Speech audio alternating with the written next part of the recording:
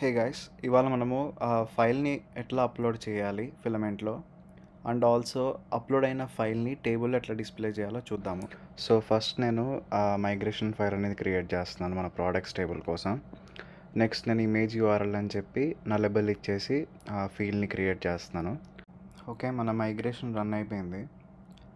Finally మన product పేజ్లో image URL అని చెప్పి నేను పెడుతున్నాను.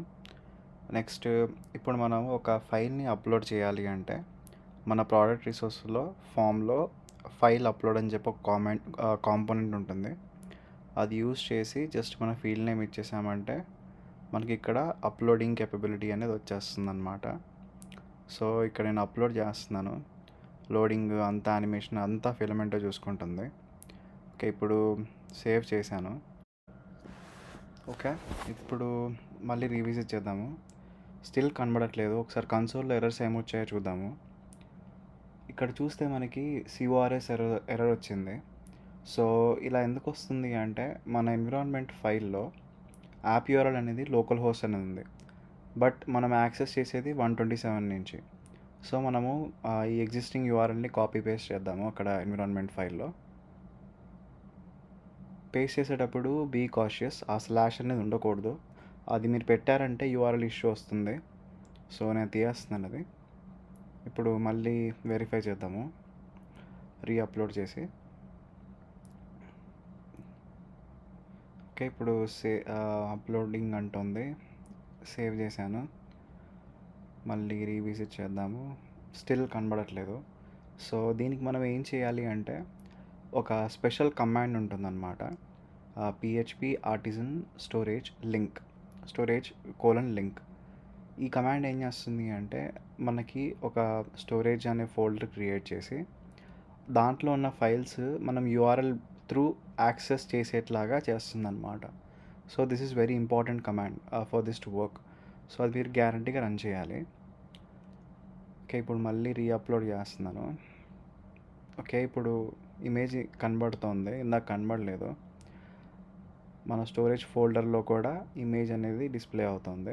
ఇప్పుడు మన టేబుల్ కాలమ్లో కూడా ఇమేజ్ డిస్ప్లే అయ్యేట్లాగా చేసుకుందాము. దానికి మన టేబుల్ మెథడ్లో ఇమేజ్ కాలమ్ అని చెప్పి ఒక కాంపోనెంట్ ఉంటుంది. అది రాసి మన ఫీల్డ్ నేమ్ ఇస్తే సరిపోతుంది. చూసారా, ఇక్కడ ఇమేజ్ అనేది డిస్ప్లే అయిపోతుంది.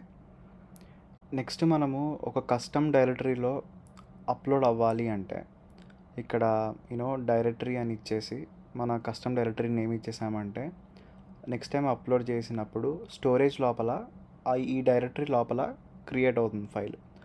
సో నేను మళ్ళీ ఇప్పుడు ఇది రీఅప్లోడ్ చేస్తాను. ఈ ఎగ్జిస్టింగ్ ఇమేజ్ని తీసేసి రీఅప్లోడ్ చేస్తాను.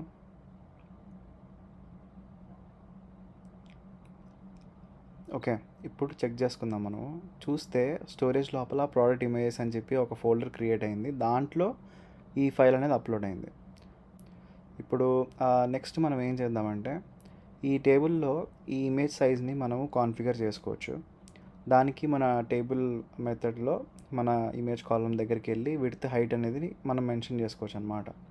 సో విడ్త్ 200 ఇస్తున్నాను, హైట్ ఏమో 100 ఇస్తాను. అది అప్డేట్ అవుతుందో లేదో చూద్దాం సైజు. ఓకే, సో అలా అప్డేట్ చేసుకోవచ్చు. If you want to display it in the original size just width 100% అని ఇచ్చేసి హైట్ ఆటోని ఇచ్చేస్తే అది ఒరిజినల్ సైజ్లో డిస్ప్లే అవుతుంది అనమాట. ఓకే, ఇప్పుడు if you want it to be in a circular shape just దానికి సర్క్యులర్ అని ఇచ్చేస్తే మెథడ్ మనకి సర్క్యులర్లో డిస్ప్లే అవుతుంది. సో ఇలా మనం file upload and displaying of the image అనేది చేసుకోవచ్చు. Thanks for watching guys.